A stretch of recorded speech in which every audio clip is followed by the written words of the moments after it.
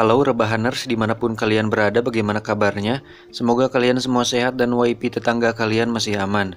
Karena banyak respon positif dari kalian semua, jadi kali ini saya akan bahas perfilman duniawi lagi, dimana film kali ini bukan hanya sekedar sadis, tapi termasuk ke dalam film bergenre porn gore dan tidak lolos sertifikasi sehingga dicekal di banyak negara dan tentu saja tidak tayang di bioskop Indonesia. Maka dari itu, saya akan coba membahasnya untuk kalian agar kalian mengetahui seberapa sadiskah filmnya. Dan tanpa basa-basi lagi, mari kita mulai.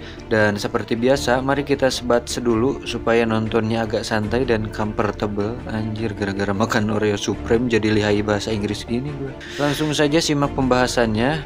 Cekicrot.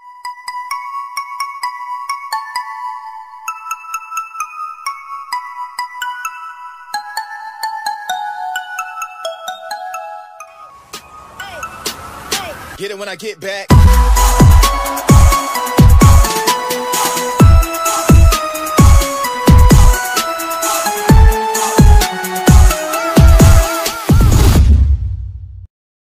Human Centipede.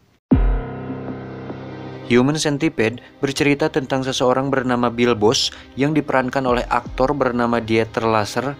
Mungkin kalian tidak kenal, sama saya juga. Jadi, Bill Boss adalah seorang kepala sipir penjara. Sayangnya, penjara yang ia jaga adalah penjara yang paling banyak memakan biaya medis karena para narapidana di dalamnya terkenal suka membuat keributan dan keonaran yang berujung banyaknya kematian para narapidana di Amerika Serikat. Karena hal ini pula lah, Bill kena tegur sang gubernur atas kinerjanya yang kurang beres. Bahkan, ia diancam akan segera diberhentikan dari pekerjaannya. Galau karena hal ini, Bill mendapatkan masukan dari tangan kanannya bernama Butler. Saran ini terdengar sangat sadis dan kejam, ya memang kejam. Namun karena gila hormat, Bill menyetujuinya. Rencana sadis ini adalah saling mengaitkan atau menjahit mulut napi ke pantat napi lain yang ada di depannya sehingga membuat formasi lipan atau kelabang manusia. Otomatis, ketika orang pertama atau orang yang paling depan BAB, maka kotorannya mau tidak mau akan dikonsumsi oleh orang di belakangnya, dan seterusnya. Anjir. Cara sadis dan di luar akal sehat ini setuju dijalankan oleh Bill agar para napi yang ada di bawah pimpinannya tunduk dan tak lagi berbuat onar. Satu persatu para napi ini ditembak dengan peluru bius oleh Bill Boss, sehingga akan lebih mudah saat proses operasinya. Tiba saatnya, dengan bangga Bill Boss mengundang Pak Gubernur untuk menyaksikan dan membuktikan secara langsung mahakarya terbesarnya. Dan alangkah terkejutnya Pak Gubernur melihat semua ini, sampai-sampai berkata, "What the hell is this, meh?" Sekitar 500 narapidana terikat satu sama lain sehingga membentuk formasi kelabang yang memenuhi lapangan penjara.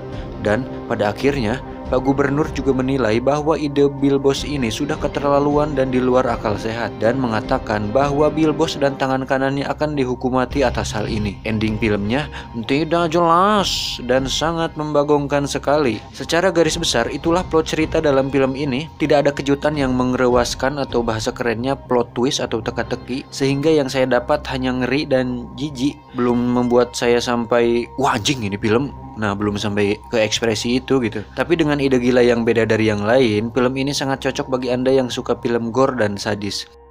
Martyrs.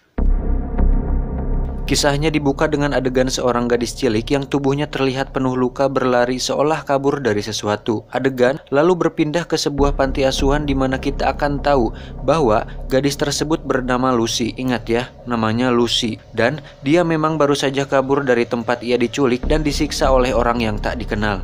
Di sana, Lucy bersahabat dengan Anna dan tinggal di rumah Anna. Kejadian itu ternyata berdampak pada pribadi Lucy yang menjadi paranoid, bahkan seringkali ia merasa diteror oleh sesosok makhluk menyeramkan seperti monster. Lalu, ceritanya melompat menjadi 15 tahun kemudian dan menyoroti sebuah keluarga yang terlihat normal-normal saja dan bahagia. Lalu, tiba-tiba kita akan dikejutkan dengan kemunculan wanita misterius yang menembaki keempat anggota keluarga tersebut dengan sebuah shotgun secara brutal. Wanita misterius tersebut ternyata adalah Lucy. Nah loh, ternyata Lucy yakin bahwa orang-orang yang baru saja ia bunuh adalah orang yang dulu menyiksanya. Anna, sebagai sahabat Lucy satu-satunya, merasa khawatir jika Lucy salah membunuh orang, dan Anna menyusul ke rumah tersebut. Tapi, ternyata kisahnya tidak semata-mata hanya mengenai balas dendam Lucy dan teror-teror yang ia alami. Secara pasti, Martyrs bergerak ke arah yang benar-benar mengejutkan, dan sangat tidak tertebak sekali. Nah, ini jujur selur, gak ketebak pisan endingnya sumpah. kalau diceritain secara lengkap filmnya nggak akan cukup waktunya kalau di video ini mah. Mungkin nanti saya akan buat khusus bahas film Martyrs ini. Satu yang pasti, jika kalian peminat film gore semacam Wrong Turn, Saw, Grotesque, Sulmanaga Indosiar dan lain-lain, kalian harus nonton film ini, wajib pokoknya. Soalnya tidak semata-mata penyiksaan, kesadisan dan darah, tapi ada sesuatu misteri di balik itu semua. Yang saya pun sebagai seseorang yang hobi dan mengamati berbagai banyak film, merasa anjir tak terduga endingnya bro. Walah.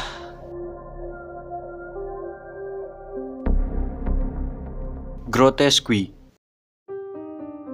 Nah, film dengan level kesadisan yang paling menganjingkan sengaja saya taruh di paling akhir karena hampir di sepanjang film ini terdapat banyak penyiksaan yang sangat jelas, bahkan di close up secara eksplisit dan sangat terlihat sekali nyatanya. Lupakan film Wrong Turn, lupakan film Saw, mungkin Anda akan muntah kalau makan sambil nonton film barusan. Tapi saat Anda nonton film Grotesque, Anda mungkin tetap akan muntah walaupun tidak sedang makan.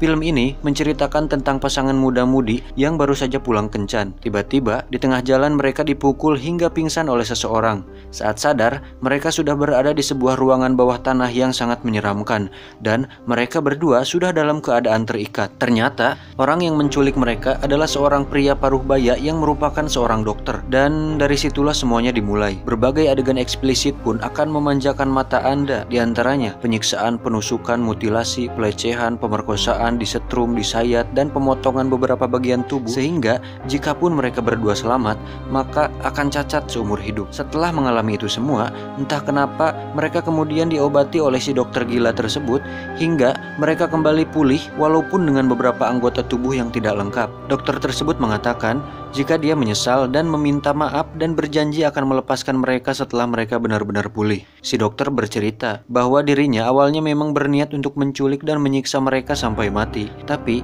karena melihat ketegaran dan semangat di mata mereka berdua, sang dokter berubah pikiran dan akan bertanggung jawab dengan memberikan bantuan medis dan merawat mereka hingga benar-benar pulih secara maksimal. Kejujuran sang dokter pun akhirnya membuat mereka berdua lega, walaupun harus menerima kenyataan bahwa anggota tubuh mereka tidak lengkap lagi. Tetapi dengan nyawa mereka yang masih bisa selamat, mereka sudah sangat bersyukur akan hal itu. Mereka pun terlihat sangat senang, kemudian mereka meminum obat yang disiapkan sang dokter agar segera pulih. Lalu akhirnya mereka berdua pun bisa tidur dengan tenang. Tapi saat tersadar dan membuka mata, betapa terkejutnya mereka bahwa mereka kembali lagi ke ruangan bawah tanah tersebut dan sudah dalam keadaan terikat seperti sebelumnya. Ternyata sang dokter mengobati mereka hanya untuk memperpanjang umur mereka agar tidak langsung mati begitu saja. Ketika mereka sudah sehat dan pulih secara mental, mereka sudah siap kembali untuk disiksa habis-habisan. Endingnya sangat membagongkan sekali karena mereka hanya sedikit melakukan perlawanan yang hanya sedikit melukai si dokter gila itu, dan nasib mereka berdua pun pada akhirnya mati dengan kepala terpenggal oleh mesin pemotong kayu atau senso. Si dokter gila itu pun akhirnya menguburkan mereka berdua dan siap mencari korban baru berikutnya. Dan yang saya dapat dari film ini, bahwa sejahat-jahatnya seseorang pasti jahat, dan kita tidak perlu melawan kejahatan karena kejahatan akan selalu menang. Apaan anjir, emosi saya nonton film ini. Saya kira saat mereka tengah diobati, mereka bakal mencoba kabur gitu. Ini malah percaya-percaya saja sama si dokter, malah istirahat dengan tenang sambil minum obat. Ya walaupun dengan beberapa anggota tubuh yang tidak lengkap, setidaknya mereka kan berdua bisa menyusun rencana. Yang satu mengalihkan perhatian, yang satu lagi menyerang, kan bisa. Bukannya malah pasrah dan menerima semua kenyataan ini, kan bagong. Tapi untuk adegan sadisnya benar-benar sadis dan lebih membuat ngilu dari dua film pertama. Dan mungkin sekian untuk video kali ini. Jangan lupa subrek, like, komen, and share agar saya dapat uang dari AdSense untuk mengganti biaya kopi luwak dan rokok Samsu selama saya ngedit video ini. Sampai jumpa. Salam pengangguran Indonesia.